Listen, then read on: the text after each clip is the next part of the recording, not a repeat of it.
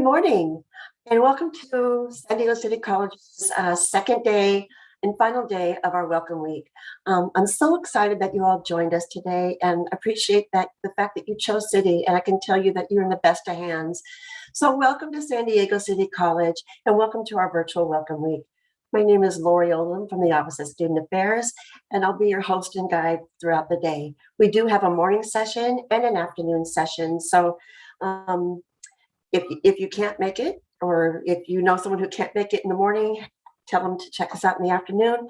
But in addition to that, and including our series from Monday, these are recorded. And so if you go to San Diego City College's YouTube channel, you'll be able to access information from the various resources that were here to talk about our programming and services, not only from Monday, but also today. The one today will not show up. It takes 24 hours to show up. So be patient with that, and welcome again. So many of you are reporting on campus this semester because you have hybrid classes, and we're so excited for you to be there. More so, for those of you that are still attending virtually, we just want you to know that regardless of anything, safety is first and foremost concern at our college. And so accessing services remotely is really imperative and essential to your student success here at City College. So that's the reason for our virtual Welcome Week. Excuse me. We will continue to follow CDC guidelines and the local healthcare authorities' recommendations to just ensure the safety of all students, faculty, staff, and administrators. Let me please give a huge shout out to our president, Dr. Ricky Shabazz, as well as our vice presidents, Marciano Perez, Tilly Chavez, and John Parker. They have gone through extreme lengths to make sure that this semester is just more exciting, and making sure that all the safeguards for those of you on campus are in place. And for those of you that will continue remotely, that all your needs are taken care of. And San Diego City College's programs and services are built just for you. So without further ado, I'd love to call our first guest today. This is Tessa Yarov, and she's with our PATH Peer Mentee Program. So without further ado, Tessa, go ahead and take it away. Thank you. Good morning. Thank you so much. I am so excited to get to share a little bit about the PATH program this morning. So I'm going to go ahead and start by sharing my screen here. And the PATH program consists of 3 different programs supporting students throughout different pieces of their academic journey.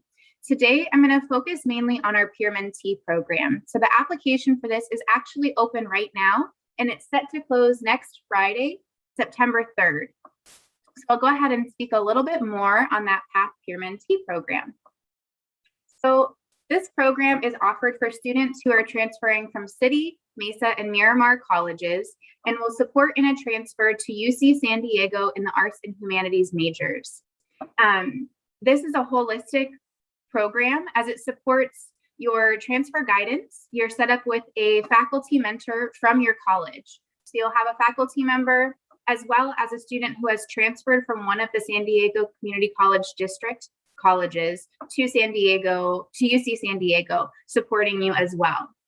We'll explore a few different aspects of the arts and humanities. So we'll begin by supporting you through your transfer process. That happens on a Canvas shell that is designed to make sure that you're getting all of your different application pieces in a timely manner. It also ensures that these are meeting all of the requirements from the UC San Diego admissions. We'll also do a few career and professional development workshops. I'll go a little bit more into that later. We also provide research opportunities. So we do have up to $500 per student available for a scholarly activity grant. And that's to do with whatever you'd like. You'll work with your mentor to fill out an application and write just a little brief on what you'd like to do. Our students in the past have used it to be at an art show and use it for space rent for a tent. You can use it towards publishing. You can use it towards a master class if there's something in your field that you're interested in. If you're more in the web design or video, you can also use that towards programs and subscriptions towards programs that would support you in those arts. So those are just a couple of the things. We do also provide a stipend for each semester that you participate. So this just ensures that we know you're putting the time in, and we want to make sure that we are supporting you with your academic ventures as well. One of the events that I mentioned is the Careers in the Humanities panel. And this is a great opportunity as we bring in professionals who have majored and successfully graduated in the arts and humanities fields and talk about some of the options that are available to you, then government, education, all of the different realms that you can move into with these majors. A lot of students get excited about courses and then don't really know what the next steps are. So we do offer a little bit of career exploration and also support with your resume building along the way. Another piece we have done in the past is the Reclaiming Humanities Speaker Series. I do want to back up for a moment and mention that we will be virtual at least through the fall, at least through the end of the fall semester, and we'll see where things are for spring. So all of these events that you're seeing, these are our 2018 and 2019 photos. These are still being done, but they are being done in a virtual space at the moment, which also allows us to access more professionals in the field who are not just necessarily in the San Diego district. So the Reclaiming the Humanities Speaker Series is done at each of the campuses and each of the colleges, and students are allowed to access any of these they'd like. Some speakers we've had in the past have been a Los Angeles artist, Mario Ibarra, who graduated from UC San Diego. We've also had a professor come in and discuss some of his pieces and discuss how he has used his degree in his field, and authors as well. So this is a great opportunity just to learn about what you can do. Who is eligible for the peer mentee program? As I mentioned earlier, this application is open. So if you are completing at least 60 units by the end of this spring semester, you are eligible to apply. We recommend that you have a 3.3 GPA just because that's about where UC San Diego admissions office sits for the majors that we take in. But if you're not quite there, please don't just make that discourage you from applying. The application is open, so it will close. It opened on August 3rd and it will close September 3rd, so next week. The application will consist of student information, a short personal essay question, so never more than a paragraph, and then looking into the different mentors you can choose from and selecting which you think you would get along the best with and who would support you the best in your journey. So that's just a brief overview of the Peer Mentee program. This is going to be the best of what's available to you at this time. The next move into that summer when you're transferring from the community colleges into UC San Diego. So I can talk a little bit about that. We'll make that very brief. But if you have any questions, each of the different colleges has a faculty coordinator associated with it. So the best point of contact for you at City College will be emailing Professor Dr. Kelly Mayhew. You can reach out to her with questions. You can also reach out to myself. I'll make sure to leave both of our emails at the very end. There's a quick video. I'm going to pass that for now, just for sake of time. But any questions, please let myself, my project manager, or Dr. Kelly Mayhew know about that Peer Mentee program. There is a little bit of a rush on it just because it does close next week. As I mentioned, I'll just briefly speak about the Path Summer Academy. So the Path Summer Academy is a great opportunity for students who have already been accepted into UC San Diego. A lot of our Peer Mentee students move forward and actually complete this as well. This is going right now. It allows students to live on campus should they choose to, and it pays for tuition, parking, all of your living costs for 6 weeks over the summer. It also pays you a $1,500 stipend. The main purpose of this program within PATH is just getting you acclimated, comfortable, and ready to go once you've transferred to UC San Diego. So it's similar to a lot of summer bridge components that other universities offer, but this is very specific to the arts and humanities. I know last weekend they actually had an event where students were able to go on campus and paint outdoors with one another. So they really try to build community within that as well. So available a little bit later in your academic journey, but you can look out for these applications coming in spring. So with that, I will stop sharing my screen. I wanted to ask if I drop a couple links in the chat, do those go to the YouTube Live as well? We will work to get them in there. Yes, thank you. Perfect. So I will follow up with a few of those. And then Tessa, if I may, couple things. So if I'm a new or returning student to San Diego City College, I have to commit to going to UC San Diego. But tell me what with our Career Transfer Center, do students need to see a counselor there, or are you guys a wraparound service and they can work with you? And how important is it to claim a a major for the purposes of this humanities series? Thank you. So for this program, we do accept students who have a major or a minor in the arts and humanities only. This is because we are funded through a grant that supports increasing students interested in the arts and humanities and really wanting to make sure that people feel that there is an opportunity for them there, and that I think a lot of times, especially for some of our low-income students, there's a push to go into STEM because that's where the money is, and maybe you're really passionate about art or you're very passionate about philosophy or those pieces, but sometimes there's not the financial benefit that people think of when they go to these. So we just want to make sure that people feel supported and see what's out there in these other majors and opportunities. So for our program specifically, it is important to be at least minoring in these different, the arts and humanities majors.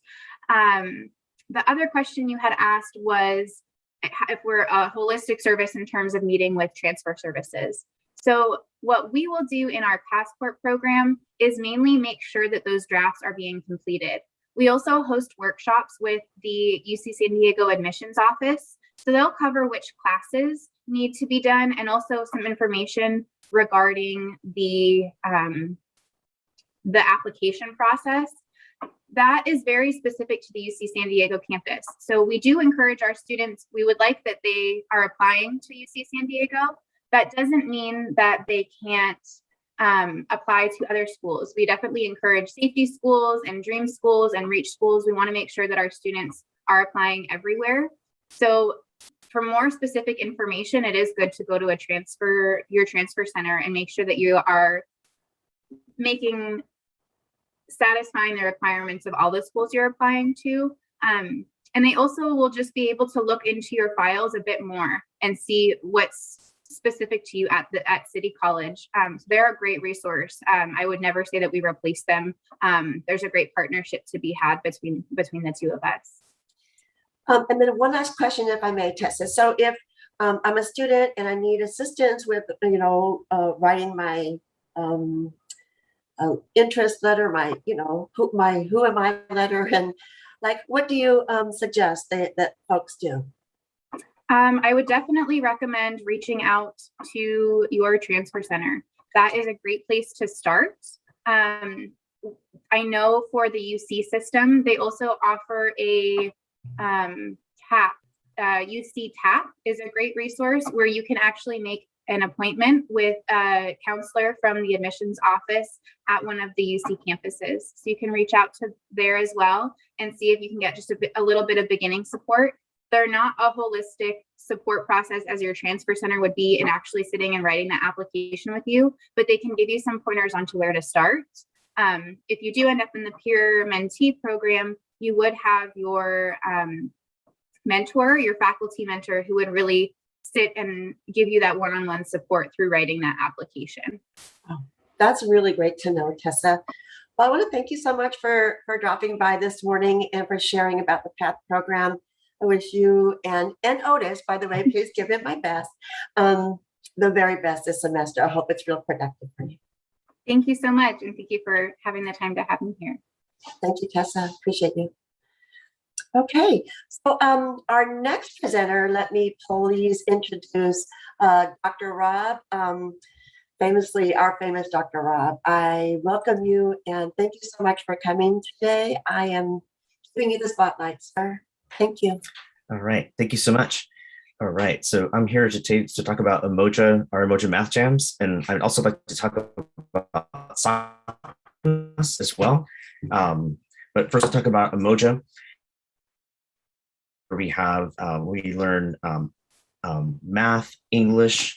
Let me try to. Can you hear me? Okay. Yes, I can. Thank you. Okay. So where we do math, English, and personal growth, and we also here we go. So we learn classes together, and we take classes together. So a conversation in Professor Tyree's English class will about social justice. We'll then go into our statistics class where we'll talk about the mathematics behind the social injustice or social justice topic. And we have a lot of hands-on activities. Even in our remote learning, we still do lots of hands-on activities. And today I really wanted to talk about one of our big programs in Mojo, which is called our Mojo Math and Writing Jams. And these are open to the entire campus. So while our Mojo cohort is a select community that learns together, we share our Mojo principles and our Mojo welcome to the entire campus. And so we invite all students across City College to join us to study for their midterms and their help writing their essays, writing projects. We even have students, we even have professors from SACNAS, Dr. Lorenza Levy, who joins us and helps out with physics. We have English professors helping out with writing. We have chemistry tutors and biology professors. So it's not just math and writing. It's really a big. It's just a really big tutoring environment, but it's not just an ordinary tutoring environment. And I don't mean anything negative to say about our amazing tutoring support services, but I do want to say that it is a special event that on top of what you would normally get off the great resources from our math and tutorial centers, we also bring in our Mojo practices and spirit to really encourage our incredible students to really push through some really challenging subjects, including mathematics, and that really take a lot of support. And it's really centered around students. It's really exciting. But I also wanted to talk about how students have really benefited from this. So I want to share just a couple of student stories related to our math and writing jams, including Shay. Shay was at City College before one of our developmental math classes kind of really discouraged her from succeeding. And she, we met her at an Mojo graduation celebration and invited her back and said, hey, we have this new Mojo stats class where you don't have to take any of the developmental math classes first. You can just jump right in and take statistics. And she didn't just thrive. She had on her binder, I'm a future college graduate. And I had her say that every day in our class. She thrived, and she also helped out her peers thrive as well. And she is a college graduate. She graduated last spring. We've had our students who struggled in math before, helping each other, and just really. This is actually from our the Malcolm X library during Thanksgiving break. Where students are just working on math when they don't have to. Just an example of just incredible dedication. This is from one of our math jams, and this is Michael, who was in my very first Mojo math class, and he was struggling in basic algebra. His middle school teacher. Michael is from Eritrea, and when he came to the U.S., his first math class, he had a question, and he raised his hand, and his teacher answered everybody's question except for him. And at first, he thought it was an accident, and then he, asked again and tried again, and he came to realize that his teacher was intentionally not supporting him, and he became very discouraged and really started struggling in math after that. And when he came to City College, he found a very different way of learning math, and that it was a community-based learning, and that we were all encouraging each other. And Michael would work on math for 12 hours a day, every day. And I mean, we would see him in the morning, and he would be in my evening calculus class working on algebra alongside calculus students. And it was such a beautiful honor to see Michael in this math jam where he was a calculus 2 student. You know, he struggled in math, and then he became this calculus 2 student, and he passed, and he's now in SDSU. So these Mojo math jams really support really incredible students. This is Alonzo helping out our student Tracy, and Alonzo is now at UC Berkeley on his way to earn a bachelor's. Let me also talk about our incredible SACNAS program as well. So we also have SACNAS, which stands for Society for Advancing Chicanos and Native Americans in Sciences. And Dr. Lorenzo Levy is our main advisor. I'm one of the co-advisors for that program. And it's open to all students. We primarily we primarily work with students working in the STEM areas.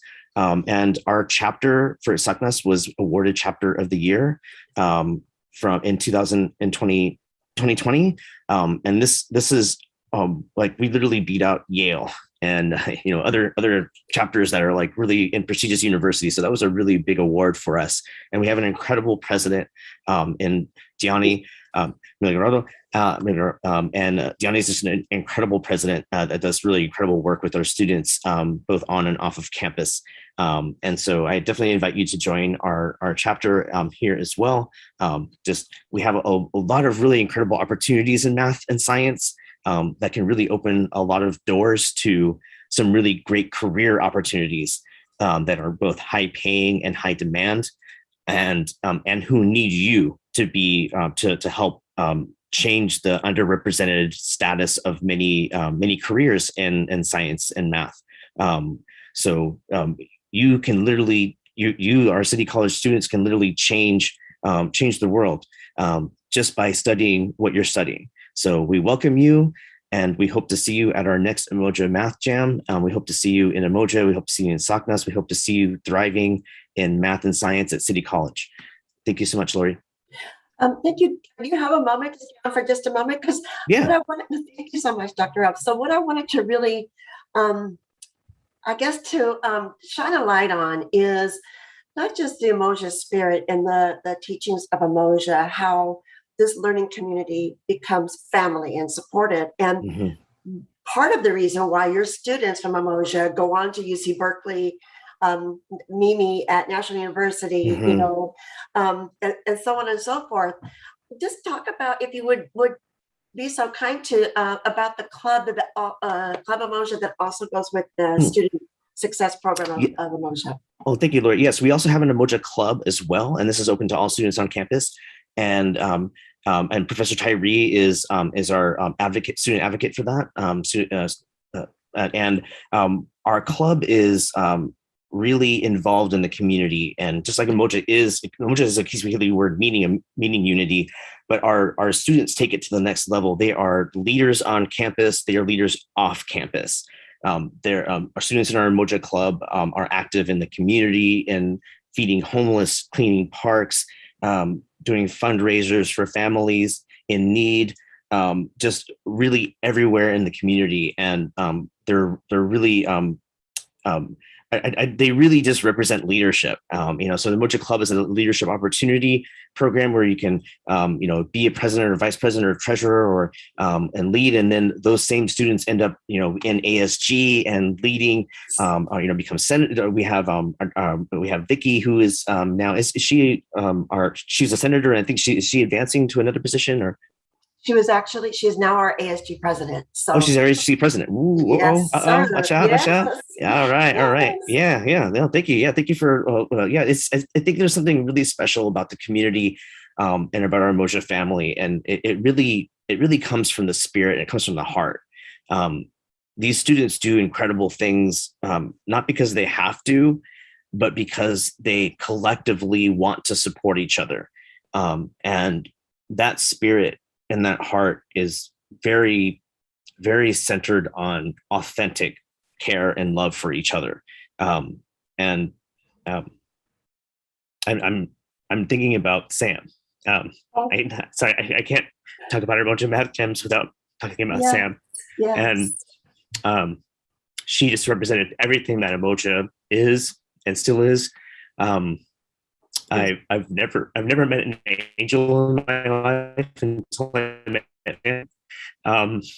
She just really selflessly wanted everyone around her to succeed and thrive. And she came to every single math jam that ever had, and she would come and check up on everybody. She would walk by and say, "Oh, are you okay? How are your kids doing? Do you need a ride home? Like, are you okay in this subject? Do you need a tutor?" Like, she just went around, and she didn't even have math anymore. She was done with her math program. She was done with her math before the math jams even started. So she did all of that because she wanted to. She did all of that because her heart was so big, and she just wanted everybody on this campus to succeed. And she just did it in such a beautiful and joyful way. And I'll just never forget. But that's it. Thank you, Lori. I agree, Samantha. We love her, and rest in peace and power, Samantha. And you're right, because I have to say that what Mojo students bring to ASG, what they bring to the club and interclub council, is that spirit of community. And I can tell you that I knew Sam for many years, and she, when she was a Mojo president for the student club, and she would come to my office, and I'm telling you, she would spread that emotion of love and joy and cheer at our interclub council meeting. But we had one-on-ones where we had so much in common. But yes, I say all this is because students, what I want you to realize is that when you're connected to programs like Mojo, Puente, Hubu, City Scholars, Associated Students Government, and the like, you're apt to do better. You're building a network around you of supporting people, not only faculty and staff, but also other students that are like-minded. And the world is your oyster, right? City College, we don't minimize your potential at all. We help grow it. We help you to come to realize your full potential and that you matter at City. Your growth matters personally, academically, professionally, and all of it. We have so many turnkey services for you all that I guarantee you won't be sorry ever that you joined City. So any final words, Dr. Rob? Oh, no, that's it. Thank you so much. I think you said it all. I appreciate the space and the time to be able to share our incredible Mojo students with our new or returning City College students, and we hope to see you soon. Yeah, very good. Thank you. Enjoy your day. Have a productive semester. Bye, Dr. Rob. Thank you. Okay, well, I'm going to transition into our next presenter. Oh my gosh, one of my favorite people on campus. This is Miss Margie Spikes Tucker in the house. And Margie, welcome to our welcome. Hello, Lori. Hello, how are you? I am doing fine. I have missed you. Missed you as well, Miss Margie. We'll have to connect soon. Yes, ma'am. Thank you so much for participating today. And I'm going to give the floor to you, my dear. Okay. Lori, real quick, will I be able to share a flyer if I needed to? Yes, ma'am. Okay. All right. Well, I want to welcome all of our new students to City College and any continuing students that may be logged on viewing the videos. I'm thankful to have the opportunity again to spend about 10 minutes with you to talk about two very important programs that we have on campus at City College. The very first one is the EOPS program. And within the umbrella of the EOPS program, I'll also be sharing information about the CARE program. Let me just bring up a flyer real quick. 1 second.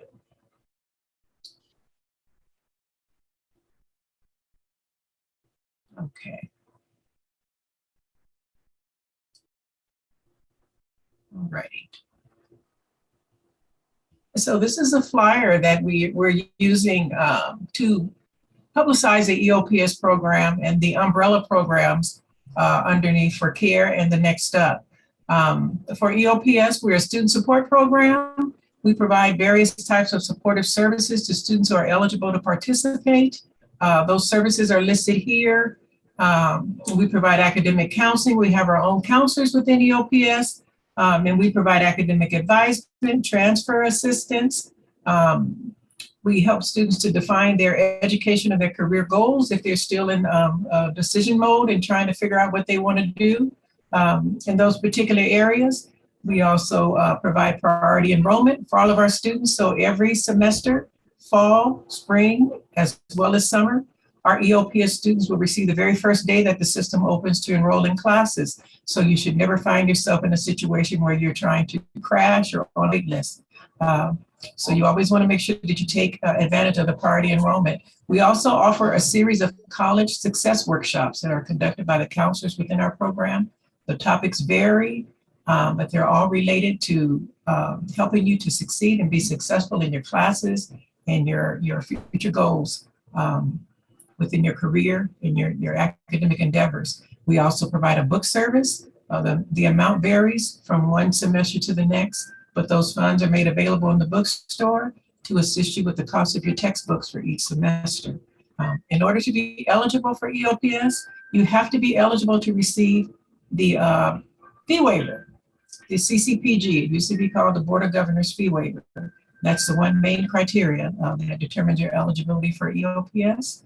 You also need to be enrolled as a full-time student, 12 or more units. Those students who may be receiving additional services through our DSPS program, if they can submit a verification that they recommend a reduced course load, we can bring those students in at less than 12 units, okay? The reason why we really push the full-time enrollment is because we want to make sure that you are able to reach your goal sooner rather than later. And what we do is we supplement that process with the support services, because we know sometimes it can be a challenge being enrolled full-time. So we want to make sure that are successful in whatever it is that they're pursuing. This fall, the application deadline to apply for EOPS is September 17th. Our application is available on our website, and it's listed here on the flyer in this area right here. And so we highly encourage you to go to our website, view all of our services, the requirements for the program. And even if you're not sure that you may be eligible, please complete the application. The technician will process it, and then she will follow up with you regarding your eligibility.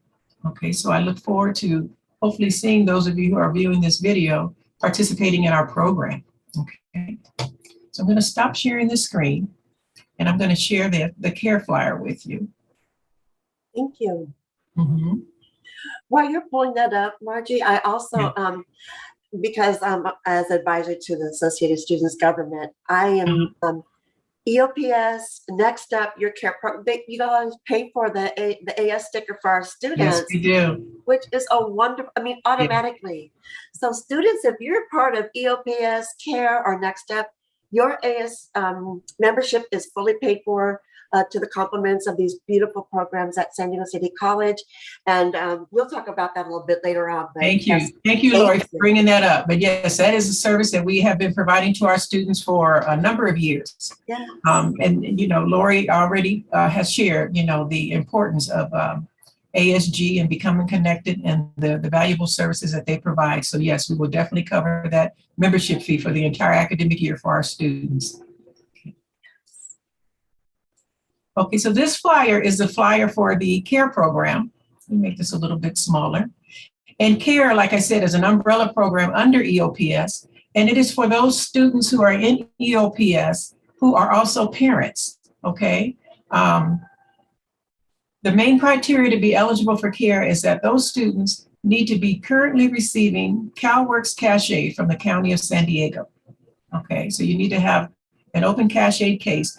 Maybe some students who are receiving EBT services or Medi-Cal, which is great, but if you're not receiving the cash aid, you would not be eligible to participate in CARE, okay? The eligibility requirements are that you need to be at least 18 years of age and single head of household. That means that if there are students that are in a two-parent household, that would make you ineligible for the program. The single head of household does not necessarily tie into your marital status. We do have students who are married, but the father or the spouse of or the mother of the children are not in the household. Maybe they've abandoned the household, maybe they're incarcerated, so they're considered a single parent household, and we're still able to bring them into the program and provide them with the valuable services that we provide. You also have to be the parent or the legal guardian of at least one child under the age of 18, and you have to be eligible for EOPS. CARE has a separate application that can also be found on the EOPS website. The application is very simple to fill out. We'll ask you to identify yourself, your children, other important information. The application will come to me as a coordinator of that program. I will in turn determine if you do have an open cash aid case with the county, and then I will follow up with you via email regarding your eligibility. Okay. The services that we provide for CARE can vary from one semester to the next, but the ones that are listed on this flyer are the ones that we pretty much are providing each semester. Some of them may have changed since the pandemic and the campus closed, but what we're really hoping for is that once the campus opens up, we'll be able to bring back those services that we haven't been able to provide for the last 3 semesters. We have specialized workshops that are geared towards single parents. We know that it's a very fine balancing act, trying to maintain your academic goals towards taking your classes in full-time enrollment and full-time parenthood. So we have specialized workshops that are conducted by myself. I have another counselor in EOPS that runs a series of workshops for us. And then we bring in some folks from the outside community that are experts in their field to provide some specialized workshops for our students. We have a Circle of Care student support group that has really become one of the top services and one of the areas that students in the program really enjoy, because it's an opportunity for them to get together, support one another, network, share resources and information, and just really feel connected to a community of students that have shared experiences, and they're able to deal with the fact that they're not the only student that's really trying to balance being a full-time parent and a full-time student. We provide direct grants, which are monies, that we provide to students to help offset some of their financial costs. We have book awards. We provide transportation assistance to students in the form of a semester bus pass, parking permit, and gas cards. Okay. Once the campus opens back up, this is a new service. We haven't offered this for a number of years, but once the campus opens back up and the cafeteria is open, we're going to be providing campus meal cards to our students so that they can use those weekly, to buy, lunch or snacks or something while they're on campus. Okay. We have different gift cards, vendor cards that we've been providing to students, especially during the pandemic. The DoorDash cards we've been providing when students attend the workshop. Normally when we're on campus, we always provide lunch when students attend any of our events, but since the campus has been closed, we found a unique way to still provide that service. So we provide the DoorDash cards to our students. We give it to them in advance so they can purchase lunch or a meal for themselves and their children. We have other vendor cards through Albertsons grocery store, Amazon, it's several areas that we provide the gift cards. And so we've been mailing those to students since we've been closed. And we're going to continue to provide that service this coming semester. We have online student resources and support information. I purchased a year-long subscription to Woodburn Press that has probably well over 200 pamphlets, all types of information in a lot of different areas. And students are able to sign up, establish their own password and username, and they have access to all of this information for an entire year. So some of the information pertains to them as students, parents, even their children, who are various ages. So if there's something that comes up and they feel like they need more information, they have access to that wealth of information through the online resources. And so that's something that we purchase every year, and we provide the link to the students so they have access. And then we have different networking and social activities. Those have looked a little different since the pandemic, but we're still able to get together on Zoom. And like I said, the students really enjoy it. It's just always nice to be able to connect with folks, And once we get back on campus, we'll be able to connect in person with the students as well as their children. So again, if you're not sure if you're eligible for care, still go online to the EOPS website.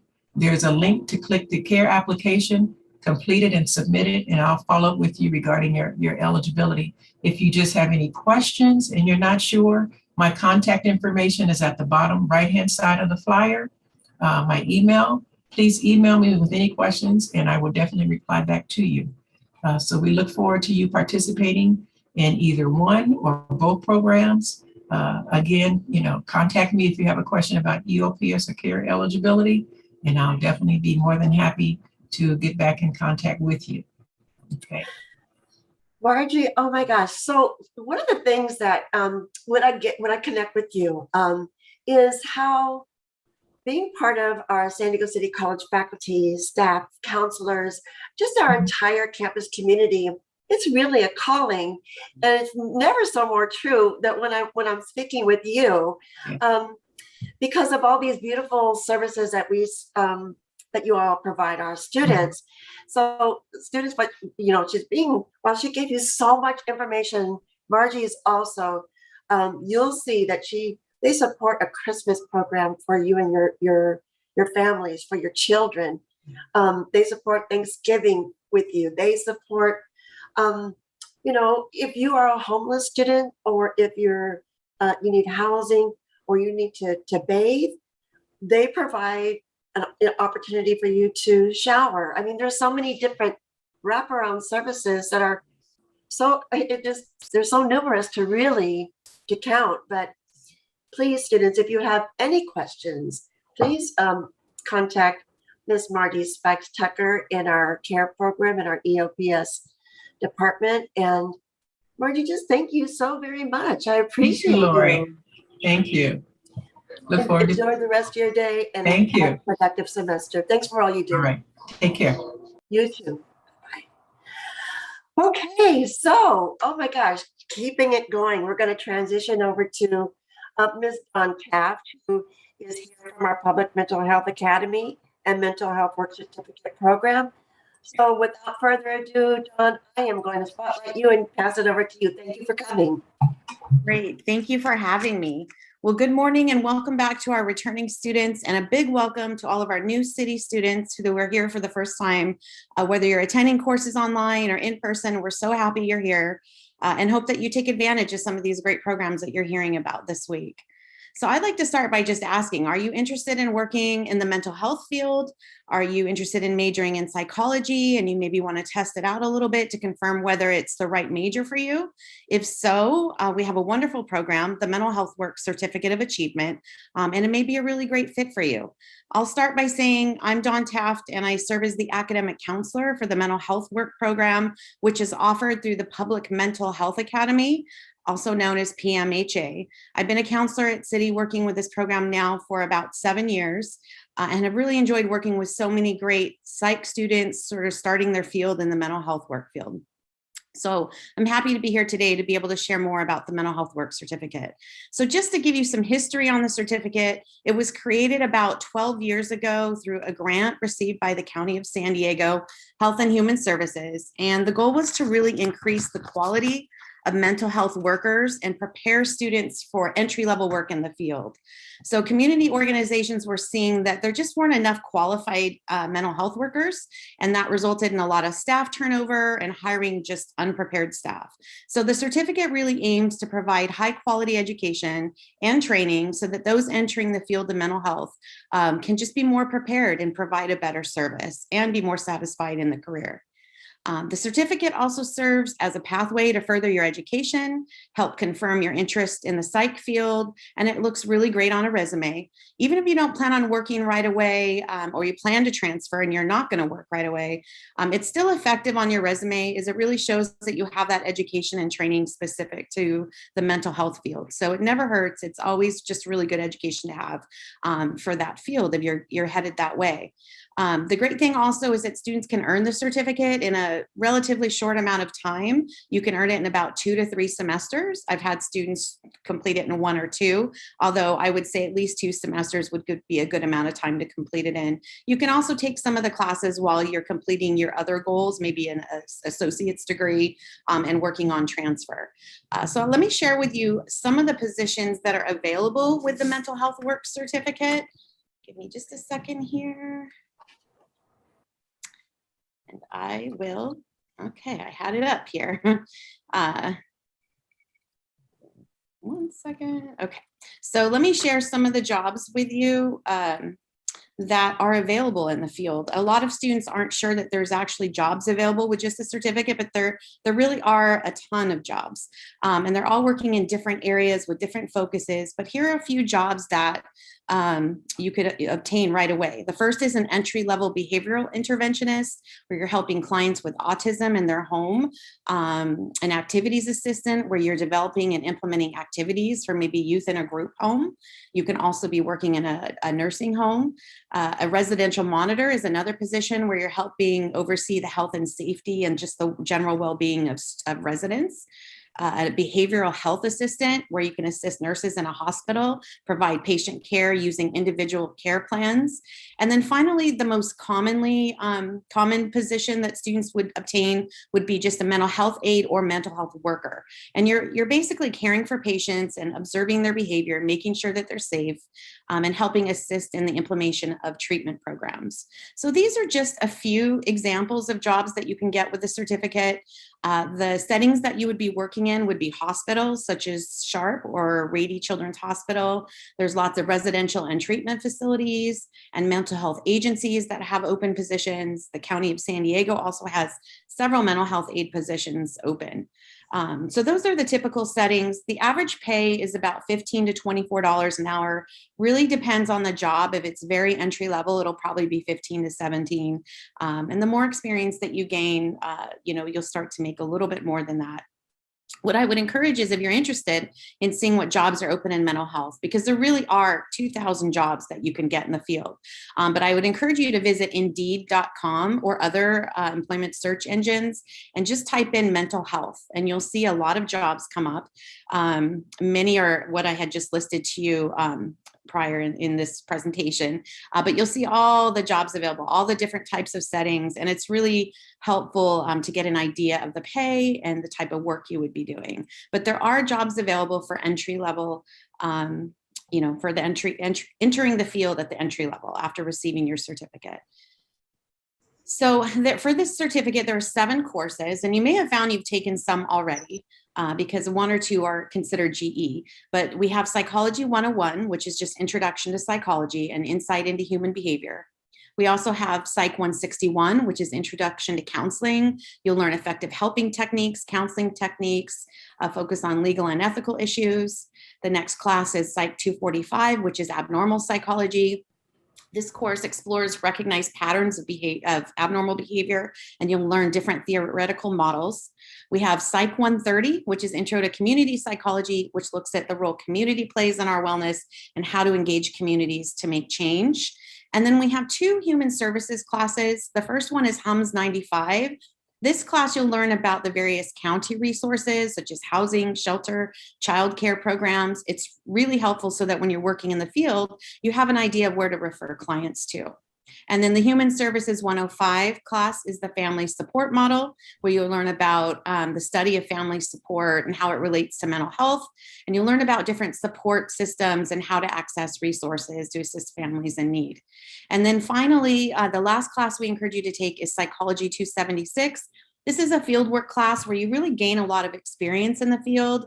You'll be working about 4 to 6 hours, or volunteering, I should say, about 4 to 6 hours per week in the field, so that you gain experience, to be able to go out and be effective in this career.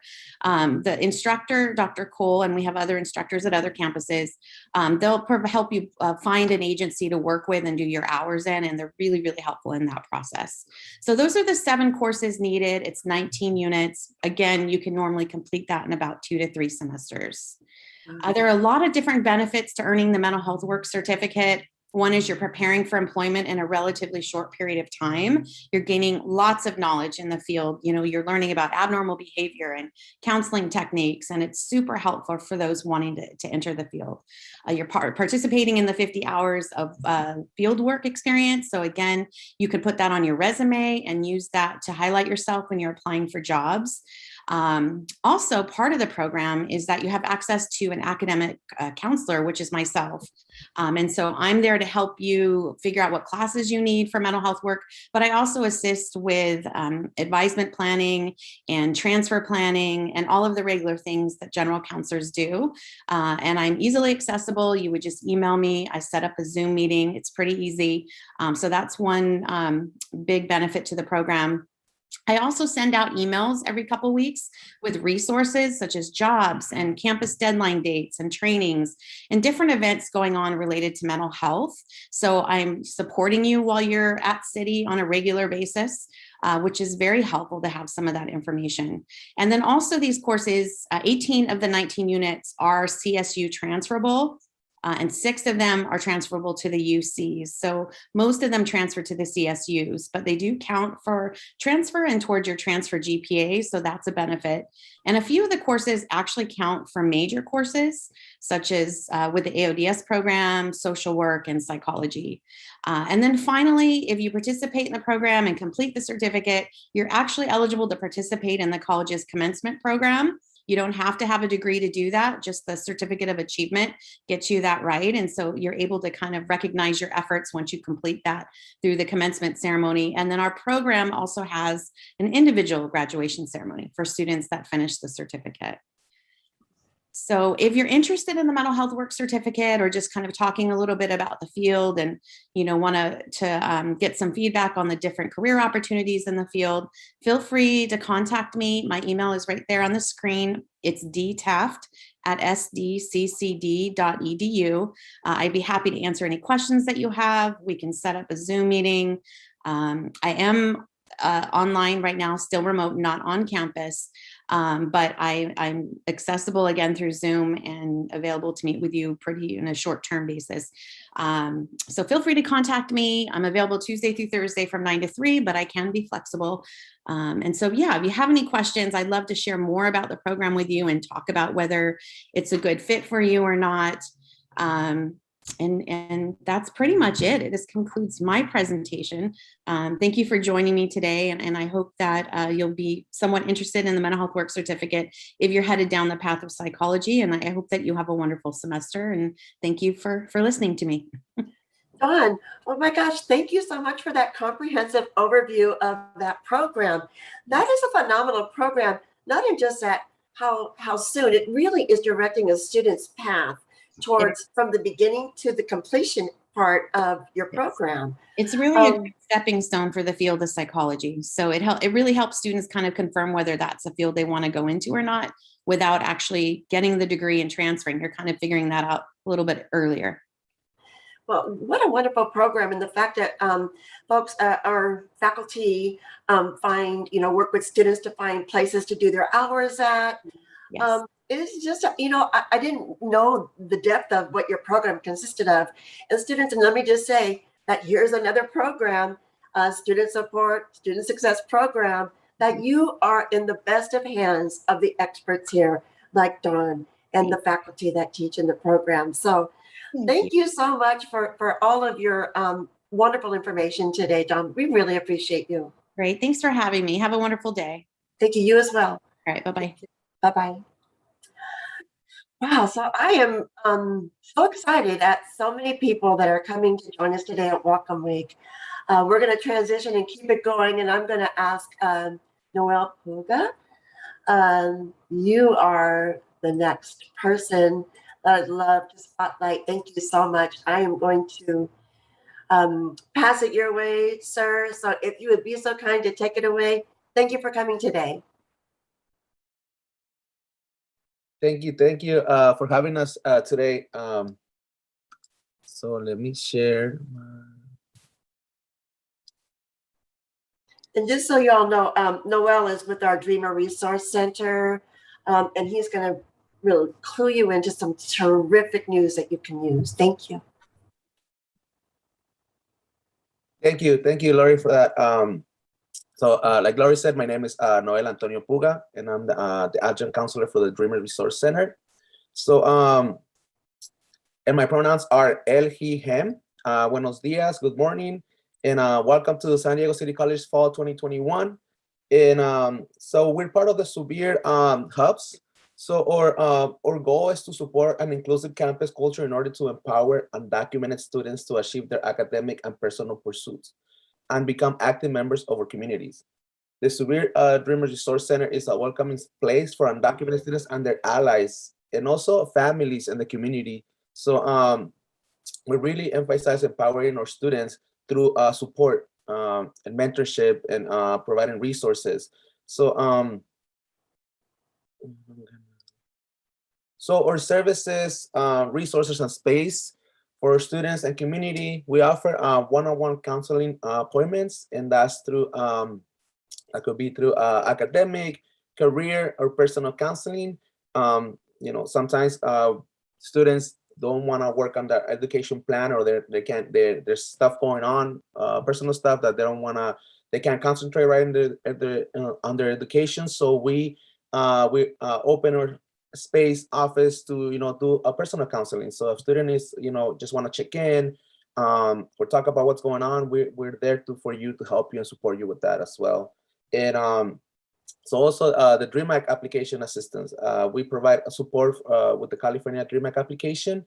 And we can do one-on-one. Sometimes we'll have workshops open to not only to our students, but also to the public to answer questions about the California Dream Act and application process.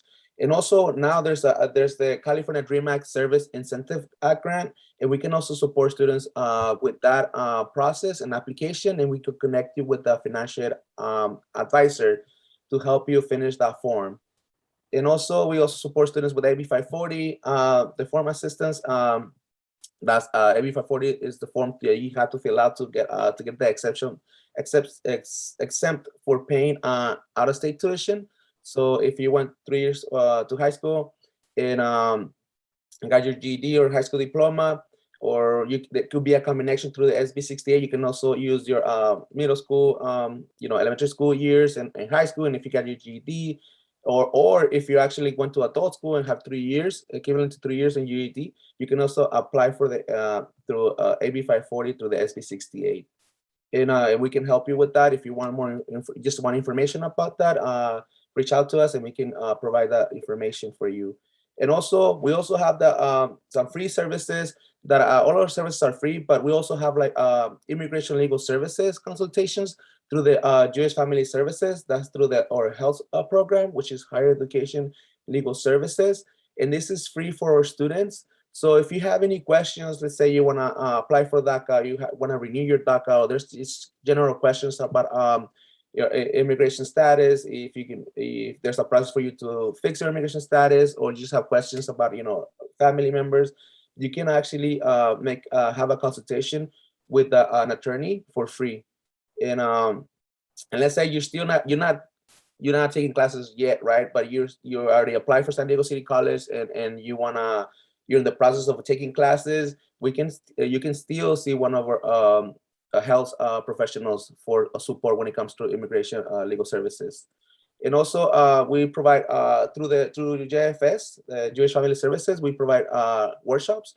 That's Know Your Rights, the public charge, and also emergency planning and more.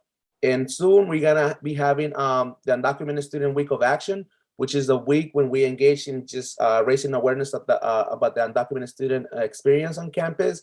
And also not only us, but also the whole state of California, community colleges and universities engage in that. So please visit our website or Instagram and to learn more information about that. And also we have the Undocumented Healing Circles.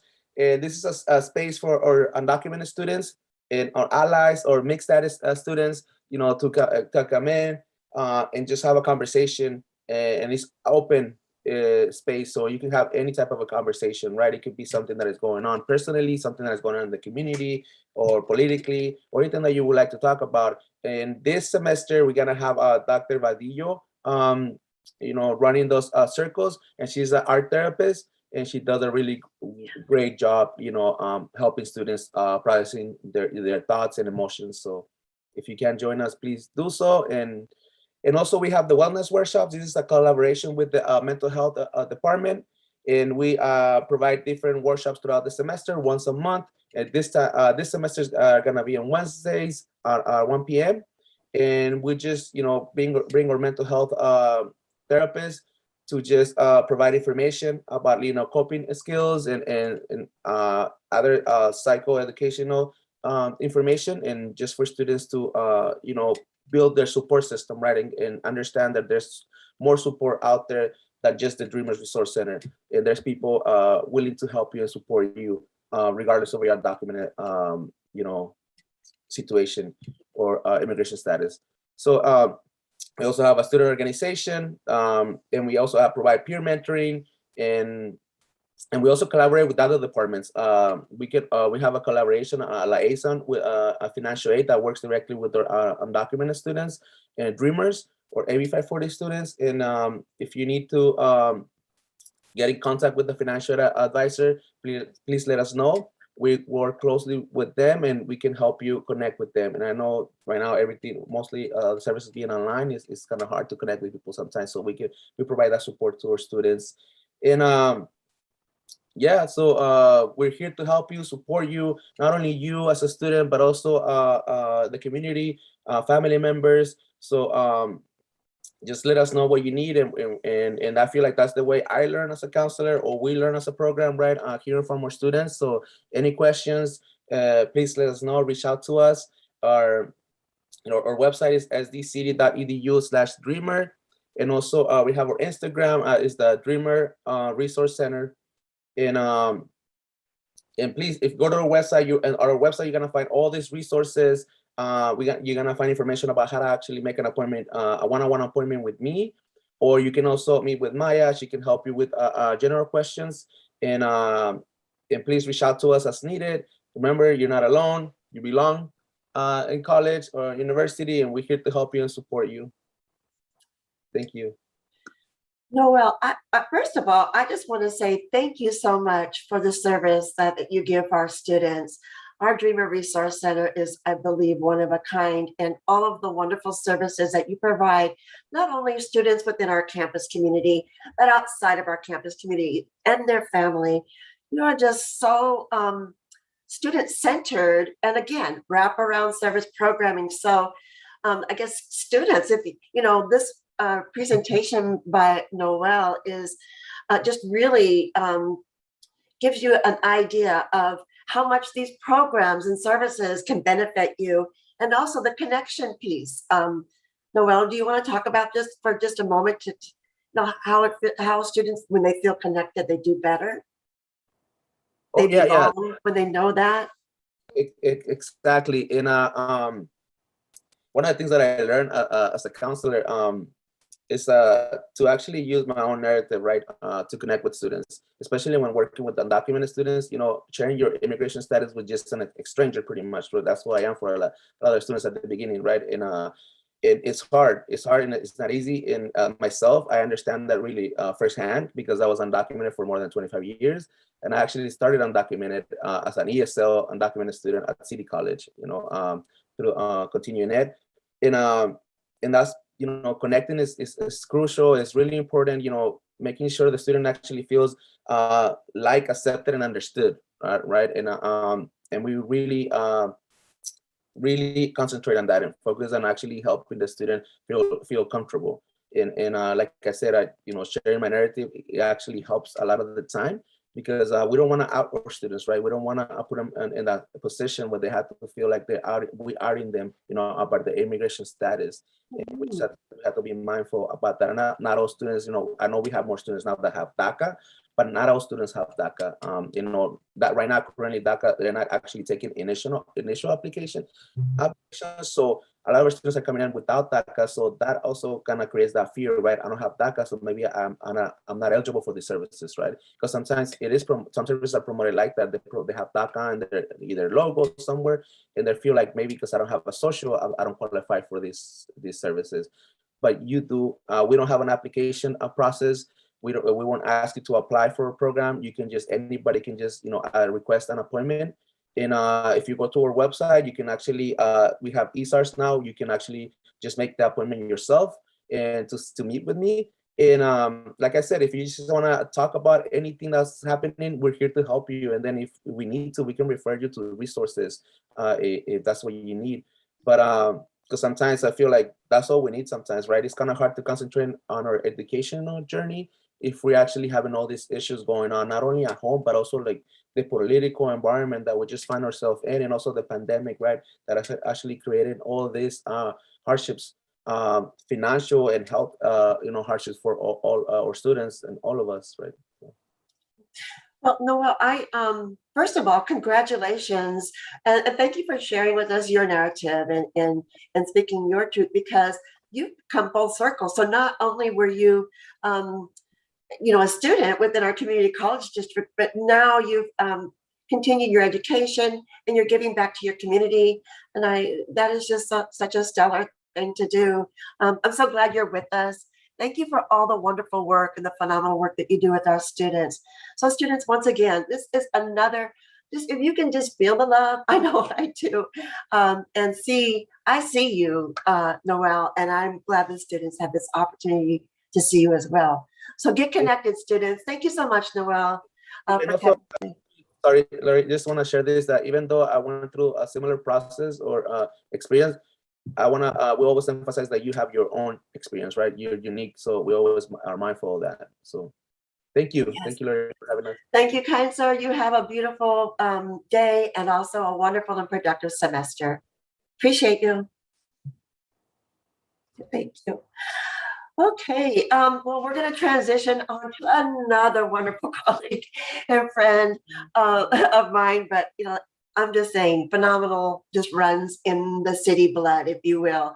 I'd like to introduce to you Ms. Sasha Knox, and I want to thank you for coming again and appreciate you so much, Sasha. And I'll leave the floor to you now. Thank you.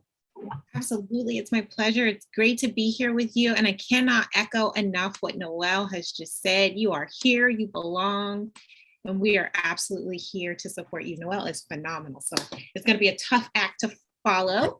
But my name is Sasha Knox. I am the job placement coordinator here at San Diego City College. It is my honor to really work here and serve you. And so I just want to provide some brief resources to make sure that you are thinking about your transitional plan, whether that be transferring a job for short-term or long-term career goals, or something for right now. We've got a little bit of everything and anything in between. So let's get started.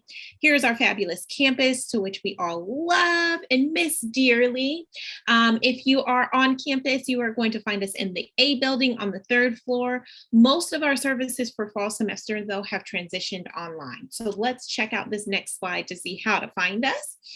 So if you are not physically at our location on the 3rd floor, you're going to email citytran@sdccd.edu. We have made the process so seamless, so easy. You email that email address for absolutely everything under the sun, and we will get you connected to resources. If you are a personal touch person and you have to hear someone on the phone, or if you are a fluid person and you are on the go and need to text us, you can do so by this number on the screen, which is 619-500-2842. You can text us. You can give us a call. Someone will be there to support you during our office hours, right? So don't call us at midnight. I can't guarantee someone's going to give you an answer. You can text us at midnight. We'll respond to you within the next hours, within our working hours. You can find us Monday through Thursday, 8 to 6, and then Friday we are here to serve you from 8 to 3. So the Transfer and Career Center is what I'm going to represent today, though my title is officially job placement. Trust me, I'll get to the career stuff, but I want to make sure that you know about some transfer resources as well. So we have transfer applications that we assist you with. We have transfer labs. We have dedicated counselors that can assist you in all areas and facets, but specifically in our office in the transfer pipeline or your career. So for the transfer process, that looks like looking over your application, giving you some direct advice, letting you know what programs and what campuses can really support you. All of these resources are found in our physical office or again online as we've transitioned. That also includes university reps. Those are happening now, people. It is transfer season now. I cannot stress to you enough that even if this is your first week on the campus or you are returning for your second year, now is the time to be really thinking about that transfer process. Now is the time to be talking to one of our counselors or support staff about your transfer process specifically. It is heartbreaking when a student comes in and they go, okay, so I'm ready to transfer to state next semester. And we go, you are far, far, far beyond the curve, right? I'm ready to go to UC San Diego next semester. And we go, you were supposed to start this process in August and September, right? Don't come talk to us in November. You may be too late. And so we really want to make sure that you are, again, thinking about these processes now, getting connected to our services now, even if there's something to just live in your back pocket for a couple of months, there's some good information for you to have right now today. On the career development side of the house, we have all of the information for the entire career development process. So whether I have absolutely no clue what I want to do, let alone a major, let alone a career, we have resources for you. Or to those individuals who are like, I've got it all down packed. I know what my values are. I know what my interests are. I just need a job. We've got support services for you. So here's our fabulous staff. As you can see, not everyone is pictured here. We are an absolute dream team, but we are comprised of the Transfer Center Director, myself as the Job Placement Coordinator, some support staff, some counseling staff. Again, everyone in this office is going to be able to assist you on every end of that spectrum, no matter where you are. We're here to meet you, and we're here to get you resources to where you want to go. So again, really be thinking about that transfer process now. I cannot stress that enough. Make sure that you're meeting with either a counselor in our office or a counselor in general counseling as well. Everyone is here to really support you to be thinking about that transfer process, because as you see from this timeline here on my screen, these are resources. It's transfer season now. That's all that I was trying to say. It's transfer season now. So we have application labs. We have representatives from different colleges. It's always a great idea to come. If you know that this is one of your top colleges, go drop into those university reps. Everything's virtual at this time. Go pop in, make sure that they know your face, make sure that they know your name, because these are the individuals that are reviewing your applications. You can ask some specialized questions. You can ask about your majors. You can ask anything that you need under the sun. Those university reps are really going to be your one-stop shop subject matter expertise for those campuses. So some of the dates on this screen are fluid, right? COVID has changed everything, as many of us know. So don't marry these dates too much. I really just want to illustrate the dates so that you know that now is really the time. If you're thinking about transferring next semester, now more than ever, you need to be jumping on these timelines, getting these processes done. I also want to give us a shout out and to make sure that you're aware of our YouTube page, which is down at the left-hand side of my screen, which is you go to YouTube and you just type in San Diego City College Transfer and Career Center. And the one thing that I want to make sure that you're aware of on the transfer side of the house is this Transfer Basics workshop that you see on my screen. It's only about 15 minutes, but it's going to walk you through step by step to make sure that you have all your ducks in a row, so that by the time that you're ready to meet with a counselor, you have everything that you need. Our job board, which is my expertise and everything that I love, is going to be listed here on this website. So you just go to sdcity.edu/job network. This is going to be your one-stop shop for all things career development. If you're really looking for services in our office, everything that you need, everything under the sun is really listed here. Joining our job board also gives you access to our newsletter, which features transfer and career related information. You're going to know when our university reps are coming. You're going to know when we're doing on-site interviewing, which is all virtual this semester. And you're going to know anything and everything that you need to know for that career development process. When we talk about career development, I also want to highlight our phenomenal counselors. So I want to make it clear that there is no crazy question. There is no information that you're supposed to automatically know. Specifically, if you're a first generation college student, that means you're going to be a first generation career professional 9 times out of 10. And so I remember going through this process going, I don't know how to fill out an application. Like, I don't know what goes where. I don't know if I'm qualified for this position. There's a lot that I just don't know. Make sure that you drop into our office hours, send us an email. There is no question that is too little or too huge. We are truly here to support you, and trust me, we've all been there before. And so you can check out all of that information. We also have dedicated services, whether it be from career exploration to writing your resume and cover letter, how to actually search for those jobs. Applying for a job feels like a full-time job, trust me. And so we have dedicated resources for that. Mock interview. And then if you're just ready to take flight, right? You just need the job of your dreams, then that's what I'm here to help facilitate that introduction for you. Again, all of these resources are listed on our YouTube page. If you want some self-directed help, you can also always email us at citytran@sdccdu.edu for a one-on-one appointment. We'll also be rolling out our group workshops that'll start as early as September. We want to get you time to get you settled in your classes before we start shoving workshops in your face. So all of these workshops will be hosted almost weekly in our office, whether that be a university rep or some guided support for that career development process.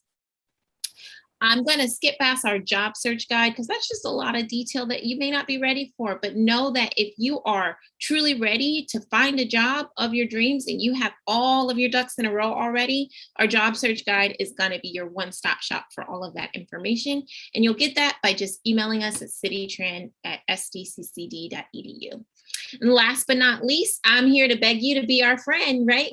Join all of our social media handles. They're on your screen. Instagram is going to be your one-stop shop for immediate information. Joining our job board gets you access to our newsletter that comes out weekly. Our YouTube page is going to have anything and everything under the sun for any questions that you may have. We spent the last year and a half really robusting those resources. And if that doesn't do it, email us. Give us a call, shoot me a text. We're all here to support you. That concludes my presentation today. I will stop sharing the screen. Let me know if you have any questions that I may not see in those chats. But again, I can't stress enough, we're here for you. We know how this hard the last year has been, the last 18 months, right? COVID is still not over, but we are here to support you. You belong here. You are city proud. It's not you will be or you can be. You are here. You are destined for greatness, and we look forward to facilitating that for you. Sasha, just thank you so much for bringing that wonderful energy. And the one thing I want to say to the students that are watching is Sasha is your personal cheerleader. I'm just saying, if you are looking for a job, she does phenomenal work in bringing job creators within our community right to our campus to interview you. And she will help you to get in preparation for that job with your resume, cover letter, interviewing skills. She is your personal cheerleader. And if you didn't feel the love, oh my gosh, who couldn't feel the love? Because our career center, our transfer center, one and the same, they do a phenomenal job at connecting with our students. Sasha, thank you so much for bringing that to our students. Appreciate you so much. And thank you for letting them know. Students, if you're not getting the message, you belong. You are destined for greatness. Those things are a common theme, as you can see, with all the different people that you've been introduced to today, and will be introduced to continual throughout the day. But it's because students first is our mantra, and it's never more well illustrated than in the faces, the voices, and the passion within the folks that we endeavor with here at San Diego City College. Thank you so much, Sasha, for your time today. Absolutely, my pleasure. Goodbye, folks. Bye. Have a great day. Okay, so we're going to keep it going. And our next presenter, oh my gosh, if you haven't heard about our anthropology program, well, folks, let me just tell you, you're in for a treat. So I'd love to transition over. This is Tori Randall, faculty from our anthropology program. Thanks for coming today, Tori. Thank you. Of course. Thank you for having me, Lori. Good to see you. You as well. Thank you. So I spoke on Monday and was trying to introduce people to what anthropology is, because I think a lot of people don't know. They haven't actually heard of anthropology before, especially in a high school situation. So I wanted today, since I kind of introduced what anthropology was the other day, which is the study of humans, I wanted to talk today a little bit about careers in anthropology. So maybe for those of you who are starting to think, oh, actually anthropology sounds kind of fun. What can I do with that? Maybe we can talk a little bit today about some of the different careers. I know for sure my parents, when I was in college, were like, I'm sorry, what is anthropology? And then I would describe it and then they go, oh yeah, that does sound interesting. And what are you gonna do? You're gonna go like live in another country? And I'm like, no. So I thought I'd give a little bit of an intro to what some of these careers are. So one is, let's see, okay, is epidemiology. And this has a very interesting implication for us all right now because of the pandemic that we are dealing with. But in an anthropological situation, this is more about helping people figure out how to deal with and fight these kinds of diseases. So not only do we study it in terms of the biology, so what's happening to someone who is suffering from a disease, but then when we put the anthropological aspect in, we're dealing with people and different cultures. So we study like how certain diseases are more prevalent in different areas and how they're distributed across the world, and then how to help people combat them, whether it's through education and teaching, maybe another culture doesn't know a lot about the disease, and so, or maybe their cultural practices are helping the disease spread. For instance, let's not worry so much about COVID right now because I know everyone's inundated with that, but maybe like, for instance, Ebola. When Ebola outbreaks occur, there are some cultures who are, as part of their rituals, they handle the bodies a lot. And that spreads the virus even more. And so epidemiologists might go in and talk to the people and say, actually, these rituals that you're doing, while we understand why you're doing them and why they're important, it's actually making more people sick. And so sometimes people will change those cultural practices in order to help combat a disease. So epidemiology is a really important aspect to anthropology, and something that people might not think is a part of anthropology. Another career that you might go into are working for zoos. So anthropologists do study non-human primates, and so studying prosimians, like these little ring-tailed lemurs at the bottom. This little guy that the person is holding is a little marmoset. And then this is me feeding a gorilla at the safari park.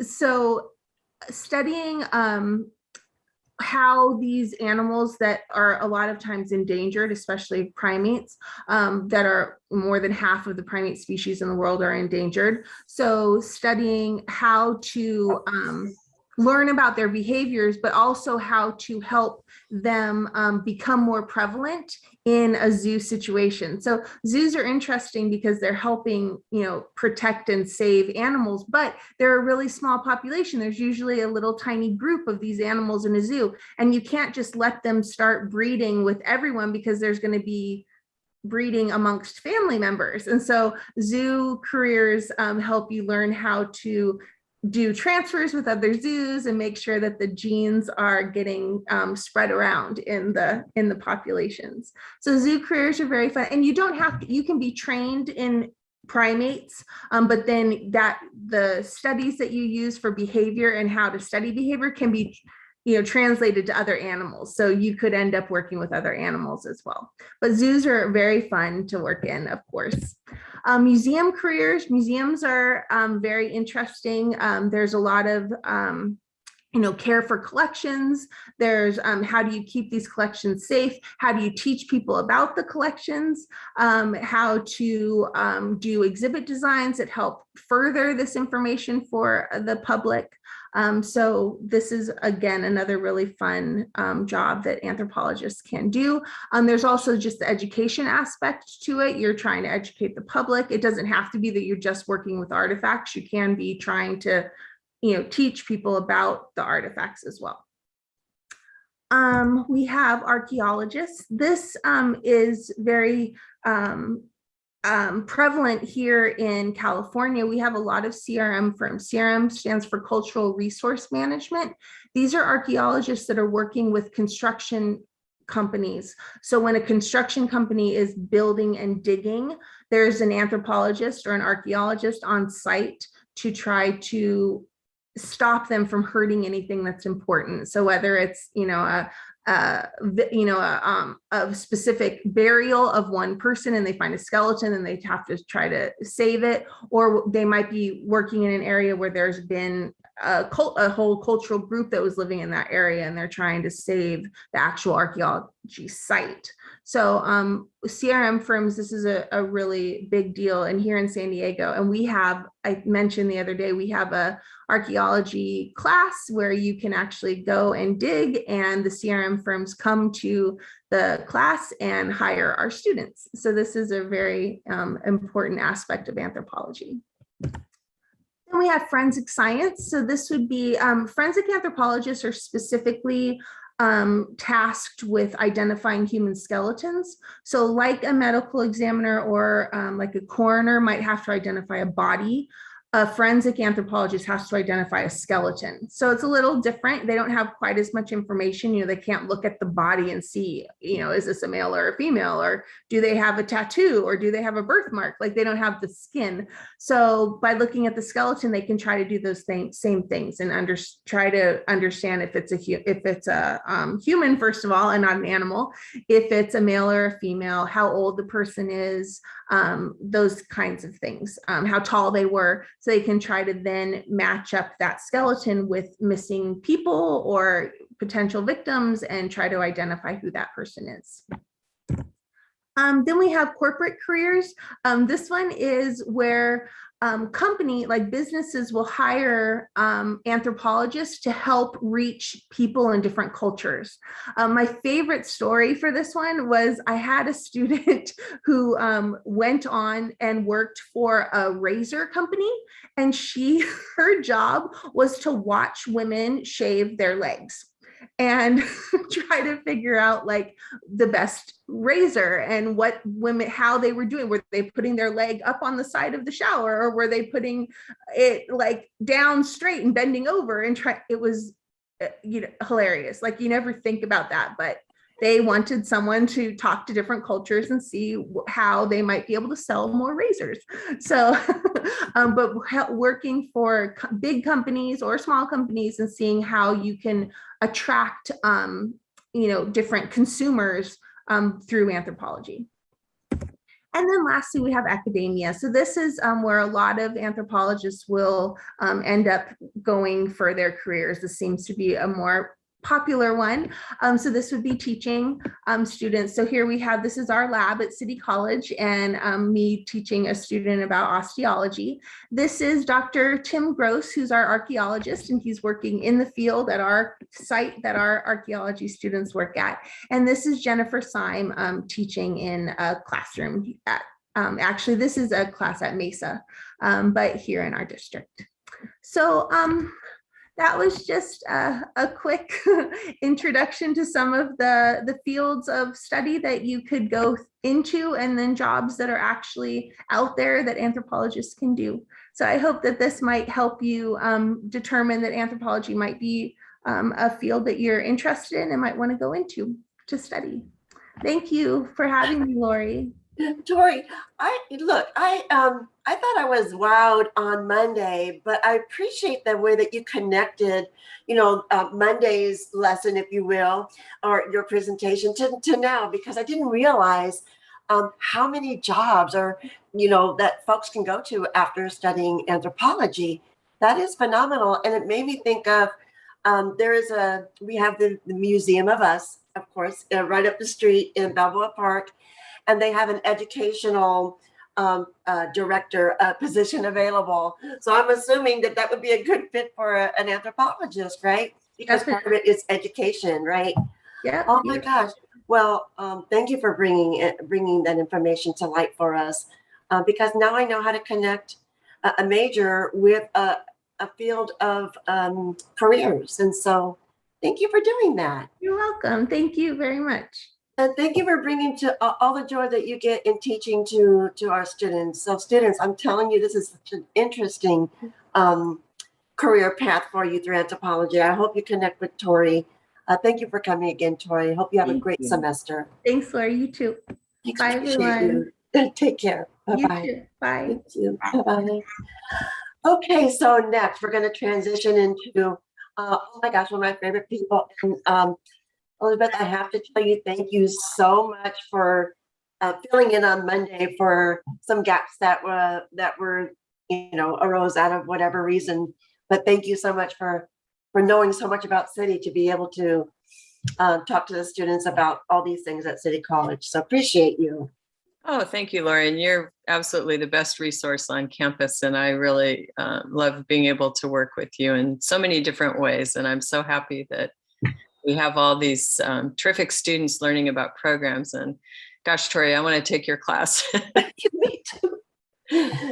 I was thinking, for humanities students too, there are so many places in San Diego, all of the great museums in Balboa Park. I mean, these are wonderful places to expand your interest and career in humanities. So anthropology and humanities go very well together. So I'm sure we share some similar context, but with a slightly different lens. So today I'm here to talk about Phi Theta Kappa, and my green screen is only so big, but I do have a couple of the little banners for our Honors Association behind me. And I wanted to know, Lori, will I be able to share my screen with our audience today? Yes, absolutely. Okay, I'm sorry, there's some other stuff in the background. I'm not like a whiz at this. So I want to go to Doing great, thank you. all right. Oh, I have to hit share. That's the thing I always forget. Oops, now you're looking at my email. Don't want to look at my email. We see IMPTK. You do see that. Yes. Okay, I don't see it. Oh, okay, because I'm on screen one. Okay, I'm sorry. I'm a little slow. Do you still see it? Yes. Okay, fantastic. I'm really hoping the annoying audio doesn't pop up, but it looks good so far. So PTK stands for Phi Theta Kappa. It is a national honors association. It is different than the honors program, which is specifically for our district. It's really great if you join both the honors program at City College through our district and also Phi Theta Kappa. And today what I would like to do is to explain to you why it's helpful to join Phi Theta Kappa. So you can see that its mission is to recognize academic achievement of college students and provide opportunities to grow as a leader. I don't know if I can slow the timing down on this. You will see that there is a 91% transfer and completion rate. If you're a Phi Theta Kappa member, that is a very good reason to join. You can see that all of these different fields will give you tons of opportunities as a member of Phi Theta Kappa. On our campus, we are listed as a club, but the purpose is to encourage scholarship, to help with volunteerism, to support each other, and to achieve your academic goals. So it's a very useful tool. There are many online programs just by virtue of being a member. You can do online leadership programs. And when you are hoping to get that job at the museum, if there are two sort of equally matched candidates and one has been a Phi Theta Kappa member, chances are it will give you the edge in a job. We've heard lots of examples of that at conferences. So Phi Theta Kappa is all over the United States and in some other places as well. You see Germany there. basically it's set up geographically into divisions. And so we're in Division 4, you can see with the Western states.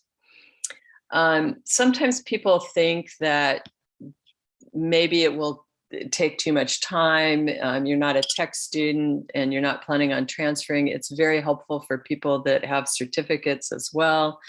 And if you're about to transfer, your membership goes with you. Just because you've never heard of it, well, we're happy to introduce you and welcome you to our society. In the long run, it saves you time. For one thing, it will pay for your transfer fees on your transfer applications to many colleges and universities. So that's a really good sort of monetary reason to join. If you're a nurse, it will pay for one of the licensing tests that you have to take. So I wanted to mention that. And also, you can decide your level of activity on our campus. So if you just want to use the online programs, use the scholarship programs, that's fantastic. If you want to get a little more involved in, Lori will help us with service opportunities where you get credit also in Phi Theta Kappa. So there's service opportunities. Let me advance this. I don't know why sometimes it seems to advance without me. So this is a large organization. And another thing I want to mention is that I'm going to sort of bring some asides in. Because it's so big, it has a lot of money. So there's actually $90 million in scholarships that are given to students annually. And you can see that there is an international level that has international officers for people that are really want to be super involved. They can apply for those positions. There are regional levels, so some of our officers might choose to also go to the regional officer level. And local, we have our own chapter officers. So some of the things you can do as a member, you can join the EDGE. These are special leadership programs, PTK Connect.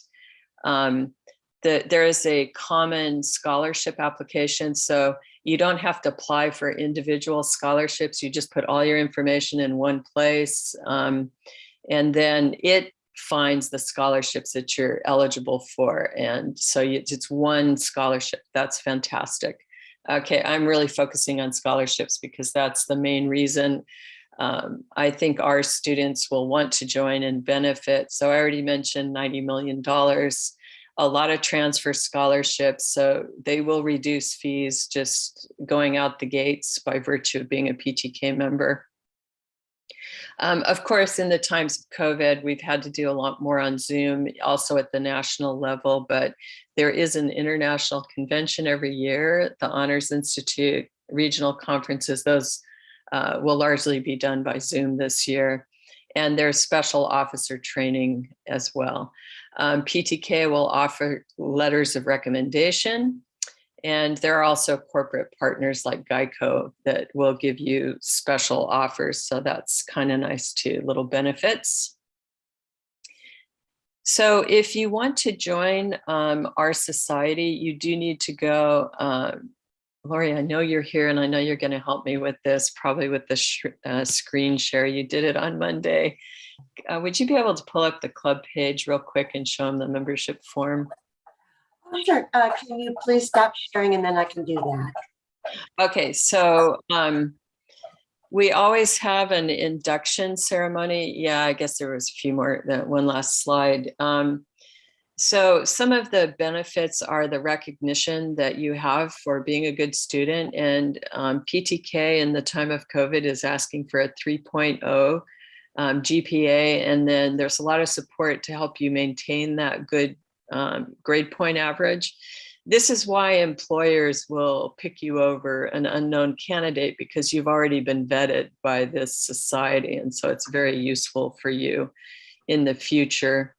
But basically the steps are to simply go to the City College homepage, clubs, and Phi Theta Kappa. There is a membership application that you will fill out, and then it gets sent to somebody, I believe Marion in Student Services, And that's just to verify the GPA. I can't do that. The school has to do that for us. And then we upload you into the National Society, and then they will mail you your membership number. And then you can go on site and create an account, log in, and have access to the scholarship functions, all of the online programs that you can grow and develop. So we already have a couple people interested in some officer positions, but we have more open. So president's position and vice president are currently open. So if you're interested in becoming an officer, it's really great. You'll have the opportunity to work with other school administrators like Lori Oldham, who's so fantastic. And that also is a big plus. So if you get involved in student government, I'd really encourage you. PTK works with student government to go to the, I want to say ICU meetings. Help me. Interclub Council, yes, ICC. Yeah, there we go. Wrong acronym popped into my brain there. So I strongly encourage students. I know Phi Theta Kappa sounds a little different, but it's a super helpful thing for you to join, to get more scholarship money, to develop leadership skills, and to get that little extra boost when you're transferring to your next program or seeking employment. So we'd love to have you. And we have a fantastic chapter mentor, Nadia Escobar, who will really work with you one-on-one with your membership if you have additional questions. And me. Yay. Well, Elizabeth, thank you so much for coming today. I appreciate you shining the light on PTK. And I'm hoping that students, throughout the entire morning, you've been listening to these wonderful and caring people that care about your success. And I encourage you to get connected with PTK. I can assure you that it will enhance your overall educational experience and prepare you for your next steps after City College. So anyway, Elizabeth, thank you so much for the information today. Thank you for coming. And we just appreciate you, everything that you do for PTK. Oh, thank you. And come join us. We want to have you. Thank you so much. Enjoy your day and have a productive semester. Thank you. So we're going to transition over to Sylvia Ramirez, who is both my colleague and friend in the Office of Student Affairs. Thank you so much for coming today, Sylvia. I'm going to turn it over to you. Thank you. Thanks, Lori, and thanks for having me for the Welcome Week presentation. So as Lori said, my name is Sylvia Ramirez, and I work in Student Affairs, specifically the Scholarship Office. So for those of you out there who are in your first semester, we will become fast friends as we move towards the end of your first semester in December. So I'm going to go ahead and share my screen because I have a few wonderful tidbits to share with you as you start your semester with us here at City College. So we do have amazing scholarship opportunities listed on our website, which is shared on this screen. But for those of you who are first starting out your academic journey with us this fall, I would encourage you to start an educational journal, either online, on your phone, or a handwritten journal. I think this is going to be specifically important for those of you who are starting because you are barely at the base of what you would like to do, how you will move forward, and potentially choosing your career path and your major. So for me, I always think it's a great time to reflect and start to see maybe what your struggles were before you came to school or what your struggles are as a student. And then also write down your successes as a student. So what are you really good at? What do you do well at school?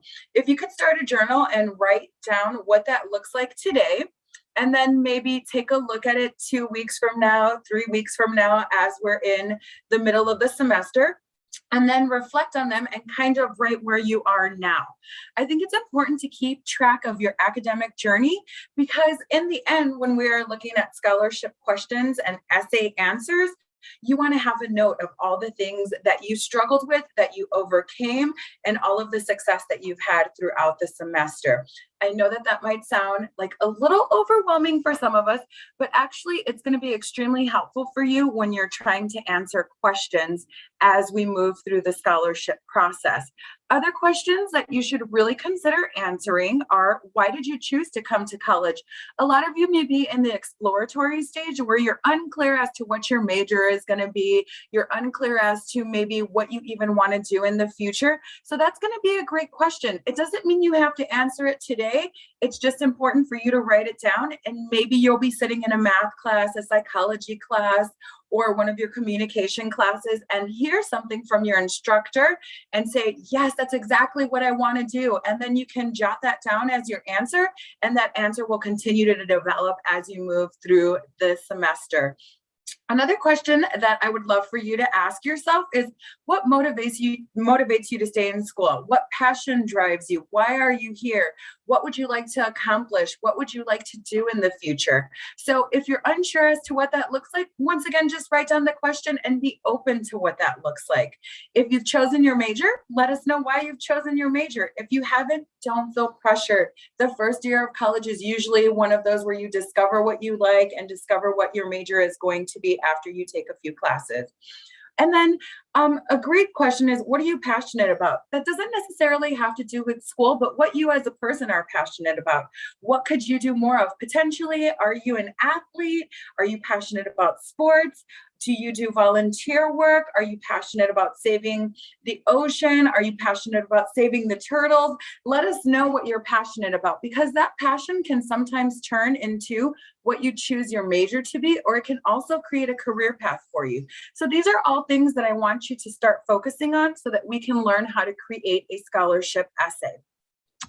Another important thing that I would love for you to focus on during your first year of your academic journey and learn a little bit more about is financial aid. Financial aid can be overwhelming, and I know that it's a completely different language that we're not used to using, and potentially a little overwhelming. But learning about financial aid is going to be extremely important to you, because it's not only going to allow you to learn how you go to school for free, how long you have to go to school, but it's also going to give you a little bit of an idea of how you use scholarship funding to offset the cost of schooling. So if you win a scholarship, you might potentially not have to tap into your financial aid. And that would be something that's amazing, because if you decide to transfer after you leave here, you want to save your financial aid for those more expensive schools. So getting to learn about that is going to be key, in my opinion. You also want to learn what your GPA is. Sometimes this makes students a little uneasy because we all have different learning styles and we all excel in different ways. But keeping track of your GPA is going to be one of the key things that allows us as scholarship evaluators to learn how you have grown on your academic journey. You could have chosen a major as a nursing student and then notice that you might not be excelling and might have wanted to change it to a communication major, and then see your GPA and grades change as you make those decisions. So it is really important to track that, in my opinion. And also remember to celebrate all your successes. If you had a 2.5 and then you moved up to a 2.7 or 2.6, well, it might not seem like it was a huge leap or a huge jump. It really, really is. We're in a world right now where we are making multiple adjustments. Not all of us are great online learners. Most of us are in-person learners. So give yourself a little bit of wiggle room in those GPAs to see yourself grow, and celebrate those small successes, because that's going to allow you to share with donors when they ask you, how are you doing in your academic journey? Why did you choose to do this? What are the things that motivate you? You'll have little things to share about yourself and write your essay, and it won't seem so overwhelming because you've been taking notes about your career and your academic journey throughout the semester. As of right now, we only have opportunities for continuing students. meaning you have a semester under your belt and have a GPA. But come December, we will have over 52 unique scholarship opportunities for San Diego City College students. So prepare yourself for those and be on the lookout for my promotions for those. And also visit our website so that you can learn when my office hours are, and you can stop by and we can chat about all of the things you've been keeping track of and all of your notes, and we can start to formulate a scholarship essay for you. Thank you so much for having me, Lori. And thank you for allowing me this space to talk to students about scholarships and how they can prepare for our huge scholarship kickoff in December. Thank you, Sylvia. Let me just, students, this Sylvia, I'm telling you, she is your best friend that will help you to get through the scholarship season. And she really wants you to have that additional money. I just want to say it, and I hope it's okay. Sylvia herself, when she was a student, she was able to tap into so many different scholarships to help pay for college, which was so important, a very important part of her journey. And so she is the person that's going to cheerlead you all the way through until you get those scholarships. Sylvia, thank you so much for bringing that information and your wonderful energy to our Welcome Week students. Thank you, Lori, and have a good day, everyone. Thank you, you too. Have a great semester. Okay, and our final presenter today, I want to transition to another student affairs colleague and friend, and this is, let me highlight it over here, Miss Marian. So let me allow you to let me introduce to you Marian Rodriguez from the Office of Student Affairs, and she works with our clubs and organizations. So Marian, take it away, please. Thank you. Good morning, everyone, and welcome to City College. Thank you, Lori, for having me here to talk a little bit about clubs. Okay, I'm going to, can I share something on the screen? Yes, absolutely. I want to show the students how to access to our club page.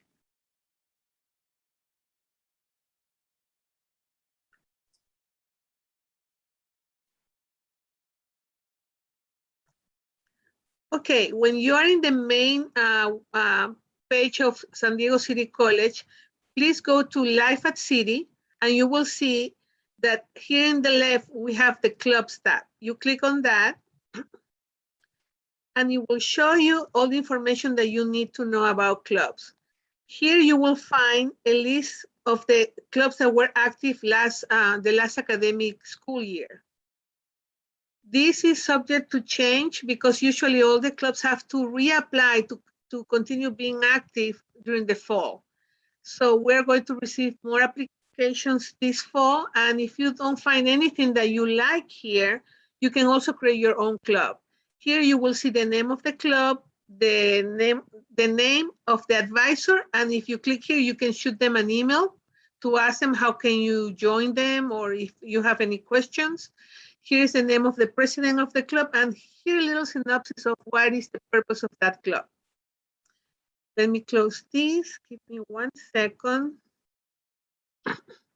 Then, like if we have the ICC, which is the Inter-Club Council. It's kind of like the clubs of clubs. It's like the umbrella, which under all of the other clubs are underneath, and they have meetings. They meet the second Wednesdays of each month, beginning September 8th. So if you're curious to see what clubs are going to be active this year, this semester, or you want to network and know what they're doing, please come in and join us. It's going to be Wednesday, September 8th at 2:30 p.m. And here you can find the link to join to the Zoom. What else? If you don't find a club that you would like to belong to and you want to form your own club, here is the club recognition packet. If this application is fillable, I'm sorry, you have like a list of things that you have to do in order to complete your package. It will help you to keep track of what you need to do. And also it will explain all the procedures, everything that you need to know about the club that you want to form. And then during the fall, the applications are due at 3 p.m. on the last business day of September. But if you come in maybe at the beginning of October, I won't turn you down. I will take your application and I will try my best to have your club approved. Okay, to form a club, you need to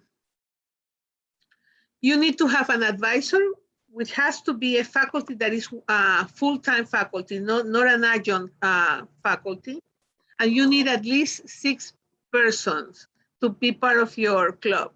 For that club is going to be called registered club. So you only need 6 members, but of course you need a president, vice president, secretary, and treasurer. One person cannot do more than one position. And then if you want to be a charter club, you need to have at least 10 members. And those members need to buy the ASG membership sticker, which is $8. And why? Because being a charter club, you have the opportunity to pitch for money in front of the ASG, the Associated Student Government. But that doesn't mean that they're going to say yes immediately. They are going to ask you, what have you done to raise funds? What do you need the money for? And then if they have if they can see that you have make an effort to raise more money, most likely they will say yes, and then they will fund your club. What else? You need to be also, if you want to be familiar, if you want to form a club, you need to be familiar with the board policy 3200 that is here. And every club needs to watch a mandatory orientation. Let me show you where it is.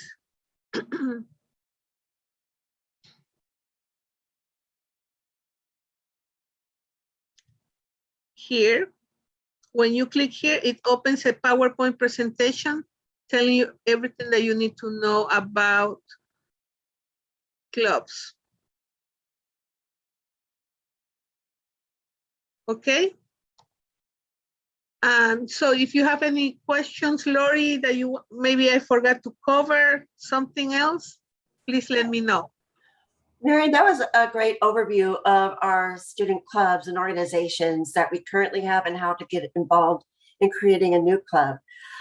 So your email address, if you would be so kind to give it to our students so that if they have any questions, they know where to contact you. Yes, of course. My email is MARODRIG, Rodrigue, for Marian Rodriguez, Rodrigue, at sdccd.edu. And I'll be happy to answer any questions that you might have about clubs. And I'm looking forward to working with you, meeting you, and I hope you have a great semester. Thank you so much. So Marian is like your best friend when it comes to connecting with clubs. And if you wanted to form a new club, you'll find her, she's so thorough, she's helpful, and she'll walk you through the processes that you need in order to be successful in joining a club or creating a new club or completing your club packets. So Marian, thank you so much. Appreciate you.